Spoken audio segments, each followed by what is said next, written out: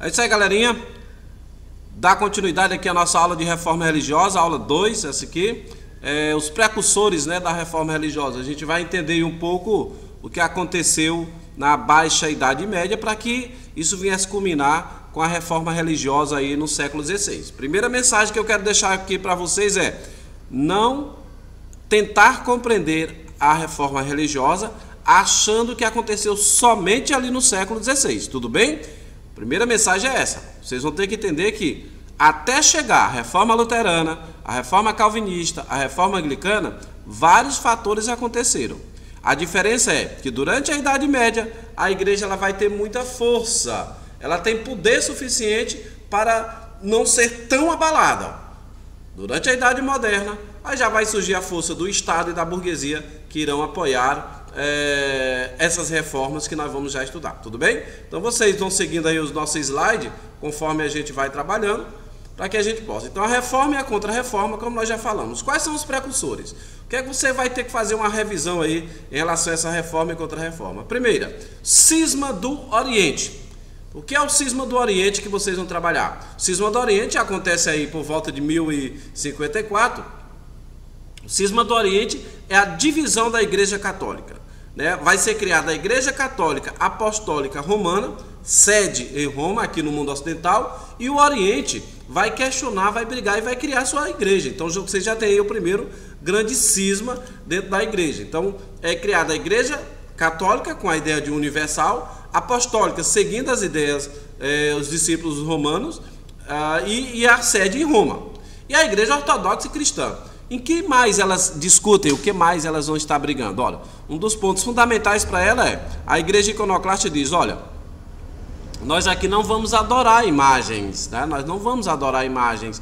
Enquanto o mundo ocidental estava fazendo a idolatria de imagens, esse era o questionamento dele. A Igreja Católica argumentava que era uma representação. Então, começavam dos atritos. O outro seria relacionado ao que ele vai chamar a Santíssima Trindade. Então, para os iconoclastas, para os ortodoxos, a Santíssima Trindade não, aqui vai ter o Espírito Santo. Então, esse é um movimento aí, tanto iconoclasta como monofisista, que o mundo do Oriente não aceita.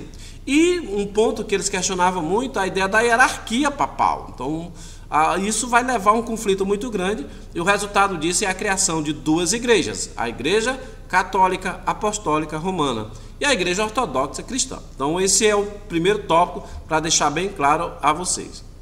Segundo tópico que vocês precisam ficar muito atentos, vocês precisam ficarem atentos para essas transformações que vão ocorrer na Baixa Idade Média. É o que a gente chama a atenção para as heresias, tá bom? Importante que vocês fiquem bastante atentos às chamadas heresias. O que vem ser essas heresias? Ora, todo e qualquer princípio, ou postura, ou ideia que viesse questionar a Igreja Católica seria chamada de heresias. Então, questionou a Igreja Católica, questionou dogmas da Igreja Católica, ela vai chamar de heresia. Vários tiveram na Idade Média, tiveram vários. E isso eu quero deixar a mensagem aqui: ninguém questionou a igreja na Idade Média? Falso. A igreja na Idade Média é muito questionada, sim, tá? Ela é muito questionada. Então o que é que nós vamos ter aqui? Dois exemplos que eu vou trazer aqui a vocês. Os cártaros, também chamados de albigenses, defendiam um sacramento apenas, enquanto a igreja defende 7 sacramentos, os tártaros vão defender apenas um sacramento. E os valdenses, que defenderão a tradução da Bíblia. Lembrem-se que a Bíblia ela só era lida por monges dentro da igreja, lá nos mosteiros, e só era traduzida e interpretada pelo Papa. Então vocês vão lembrar isso. Então tanto a tradução da Bíblia quanto a interpretação era feita por uma única pessoa. Então isso gera um conflito muito forte. A igreja não vai aceitar essa tradução, não vai aceitar a interpretação, e aí ela passou a chamar de heresia. Só que isso está crescendo. E como isso está crescendo, a igreja vai tentar combater isso. Vem o nosso terceiro item, que a gente vai ter que ficar muito atento. Então, qual seria esse nosso item para revisar esses precursores? O Concílio de Toulouse, de 1229. Esse concílio, ele vai justamente discutir o que é que nós faremos em relação aos reformistas. O que é que nós faremos contra essas pessoas que estão discutindo, questionando o poder da Igreja Católica? E aí, vai surgir, vai fortalecer cada vez mais o chamado Tribunal da Santa Inquisição. O que é o Tribunal da Santa Inquisição? Todas as ideias que vierem questionar a igreja, todas as ideias que forem questionar os dogmas da Igreja Católica, serão julgados por esse Tribunal da Santa Inquisição. Mas isso em todo o campo, seja natural ou até mesmo espiritual. Por que eu estou falando no campo natural? Porque eles vão questionar aqui a física, a química, a matemática, a biologia.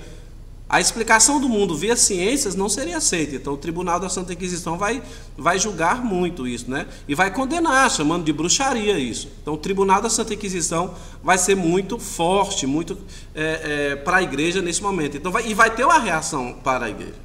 O outro item que a gente vai trabalhar aqui já seria um outro cisma. Que cisma vai ser esse? Chamado cisma do Ocidente, tá? Então vocês vão estudar aí o chamado cisma do Ocidente. O que era esse cisma do Ocidente? Em um primeiro momento a gente colocou a divisão da Igreja Católica e Ortodoxa, criado duas igrejas. Agora é a divisão aqui no mundo ocidental. Duas igrejas serão criadas, ou dois papas pelo menos. Nós teremos um papa em Roma e outro papa em Avignon, na França. Nós vamos ter dois papas, um em Roma e outro na França. Isso ficou conhecido como o cativeiro de Avignon. Por que isso? Agora cria uma confusão. Papa Urbano VI, lá em Roma, Papa Clemente VII, em Avignon, na França. Quem seguir? Qual Papa que eu devo seguir? O Papa de Roma tem uma ordem, o Papa da França tem outro. Isso então provoca esse conflito dentro da igreja. Imagine os fiéis como é que já estavam, né? Então esses questionamentos na igreja. Por que eu estou colocando isso? Para que vocês entendam, de novo, aquela reforma, né, deixar bem claro por que eu estou colocando bem isso, porque quando a gente chegar em Martinho Lutero, Calvino, Henrique VIII, criando a igreja luterana, a igreja calvinista, a igreja anglicana, que a gente não ache que aqueles momentos surgiram lá. Isso já vinha surgindo desde a Baixa Idade Média.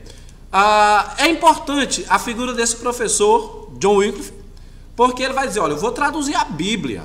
E aí, meus amigos, o que acontece? Ao traduzir a Bíblia, algumas interpretações da Bíblia feitas pelo Papa começariam a serem questionadas, né? As pessoas começariam a questionar, então, vem cá, mas a Bíblia traduzida, ela não está falando aqui, por exemplo, em salvação pela indulgência. Aqui não fala desses 7 sacramentos, a nossa interpretação. Aqui não fala da hierarquia. Então começava todo um questionamento em relação à interpretação da Bíblia feita pela Igreja Católica. Então muita gente começava a discutir isso. A burguesia está gostando demais desse conflito, né? Então por quê? Porque o que eles começaram a ver após a tradução e eles começaram a discutir como era passado para ele, nossa, vai ser muito diferente. Então, o que é que eles... A partir daí, o que é que vai ocorrer? Um padre, John Hus, movimento russiano, precisa entender isso, um padre. Por que é que eu estou chamando a atenção do padre? Porque é dentro da igreja. Boa parte desses questionadores, do questionamento, vai surgir de dentro da igreja, né? Então, vocês precisam estar atentos a isso. É dentro da igreja que eles vão estar discutindo. Então, eles sabem a falha, o que acontece dentro da igreja. Lutero é de dentro da igreja. Tá? Então o que é que ele faz? Ele vai questionar o comportamento de muitos membros do clero. Ele vai questionar o comportamento de muitos membros do clero. A igreja praticava alguma coisa, mas alguns membros do clero a igreja pregava algo e alguns membros do clero com um comportamento totalmente diferente. Então tudo isso vai culminar com uma ruptura. Essas pessoas não satisfeitas com o que estava ocorrendo com a igreja, não satisfeitas a partir do momento que começaram a ler, eles começaram então a pregar a criação de novas igrejas. Aliás, seria muito mais para que a igreja mudasse seu comportamento. Como percebeu-se que a igreja não mudaria o comportamento, eles resolveram criar algumas igrejas. Então, esse ponto, nessa segunda aula, eu deixo aqui para vocês, né, ficar muito claro. Esses fatores que contribuíram e contribuirão, né, podemos dizer assim, mais tarde, para o rompimento da igreja e o surgimento de novas igrejas, sempre chamando a atenção, igrejas cristãs. A reforma religiosa que é falada nos livros de história é uma reforma religiosa, mas dentro do cristianismo, que fique claro isso. Tudo bem, pessoal? Até a nossa aula número 3 sobre reforma religiosa. Estudem, façam os exercícios, livro 2, frente A, módulo 6 do Bernoulli. Ok, pessoal? Valeu, até a próxima.